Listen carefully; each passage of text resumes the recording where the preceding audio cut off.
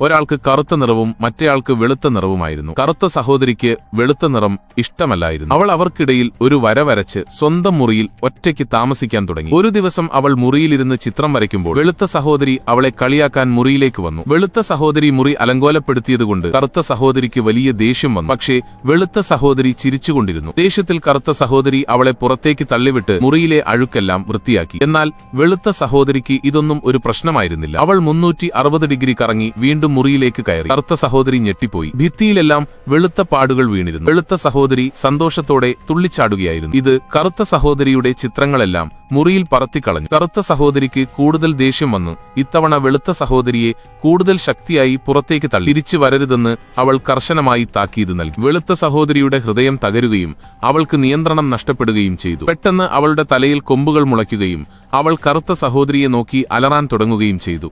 നിമിഷനേരം കൊണ്ട് വീട് മുഴുവൻ വെളുത്ത നിറമായി. കറുത്ത സഹോദരി ഭയന്ന് സുരക്ഷിതത്വം തോന്നാനായി അവളുടെ കറുത്ത പേപ്പറുകളിലേക്ക് ചാടിക്കയറി. പക്ഷെ വെളുത്ത സഹോദരി ആ പേപ്പറുകൾ പിടിച്ച് ചെറിയ കഷണങ്ങളാക്കി കീറിക്കളഞ്ഞു. കറുത്ത സഹോദരിയുടെ കണ്ണുനീർ കണ്ടപ്പോൾ ഇതെല്ലാം തന്റെ തെറ്റാണെന്ന് വെളുത്ത സഹോദരിക്ക് മനസ്സിലായി. അവൾ തന്റെ അഹങ്കാരം ഉപേക്ഷിച്ച് കറുത്ത സഹോദരിയുടെ അടുത്തേക്ക് നടന്നു ചെന്ന് കണ്ണുകളടച്ച് അവളെ കെട്ടിപ്പിടിച്ചു. വെളുത്ത സഹോദരി അവളുടെ യഥാർത്ഥ രൂപത്തിലേക്ക് തിരികെ വന്നു.